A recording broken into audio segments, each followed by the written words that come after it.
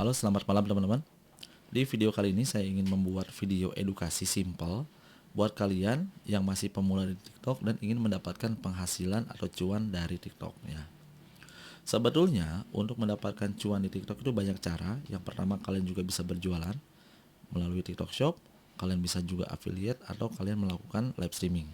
Nah, di video kali ini saya ingin memberikan contoh. Ini adalah hasil dari saya melakukan live streaming hari ini, di mana saya membuat room bernyanyi ya, atau room lomba event karaoke. Nah, buat teman-teman, apa sih yang memang harus diperhatikan ketika kita melakukan live streaming? Kita nggak bisa melakukan live streaming itu asal ya. Ada beberapa komponen dan unsur yang memang harus kalian pelajari. Yang pertama adalah kita harus membuat dulu personal branding, di mana personal branding ini bisa dibentuk dengan cara kita contoh membuat VT dan kita menentukan tema. Kita kalau live streaming itu mau ngapain? Ya, mau gibah orang, mau ngomongin orang, atau mau ngobrol biasa, atau misalkan kalian yang sukanya bikin room karaoke atau bikin live streaming PK-PK contoh ya, itu terserah kalian. Tapi intinya adalah pentingnya kalian memiliki konsistensi dalam melakukan live streaming. Tentukan tema yang relevan dengan kemampuan kalian dan konsistenlah di bidang itu.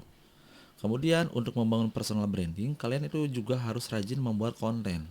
Nah, konten ini harus relevan dengan live streaming kalian. Bikin konten jangan ngasal juga. Jangan asal upload, jepret, jepret, jepret, bikin video upload, upload, upload gitu kan. Gimana bisa FYP? Juga ada beberapa memang hal yang memang harus diperhatikan ketika kalian membuat video ya.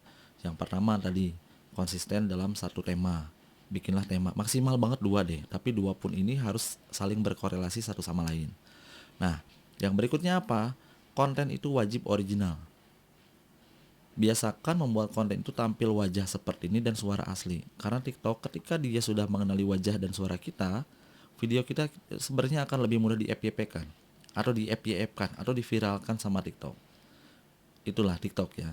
Jadi TikTok itu akan lebih prioritas untuk orang-orang yang memang kontennya itu original. Boleh dicek ya. Kalian misalkan hasil download upload dengan kalian bikin sendiri ngomong seperti ini, pasti hasilnya akan beda. Ya, bikinlah kontennya original, tambahkanlah judul yang relevan, bikinlah deskripsi video singkat dan relevan juga, tambahkanlah tanda tagar. Kemudian yang kelima adalah tambahkan lokasi tempat kalian tinggal. Ya, jadi di awal ketika kalian ingin berpenghasilan, bangunlah personal branding yang baik dulu.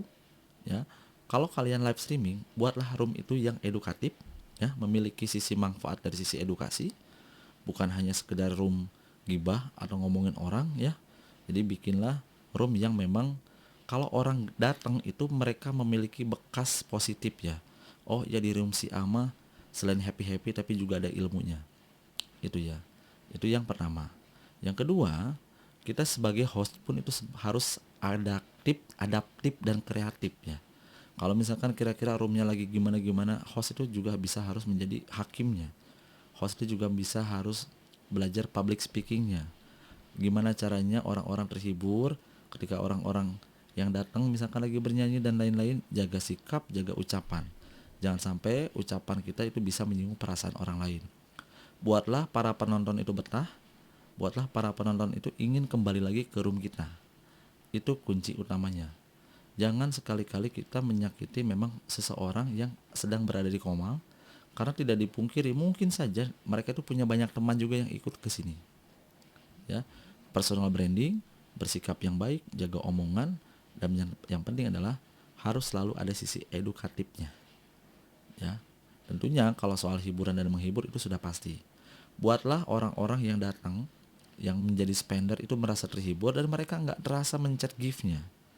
Seperti itu ya.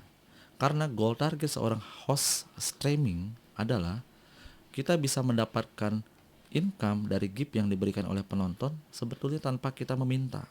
Itu goal targetnya. Mereka memberi kita karena apa? Karena mereka itu puas, mereka terhibur. Nah, yang seperti itulah goal target seorang host live streaming. Kita mendapatkan saweran lah ya bahasanya, tapi nothing tulus gitu. Mereka tidak mengharapkan apapun. Mereka memberi karena ikhlas, karena terhibur. Nah, semoga video ini bisa menjadi inspirasi. Ayo kita melakukan live streaming itu lebih baik lagi, yang adaptif, informatif, dan edukatif. Oke, terima kasih.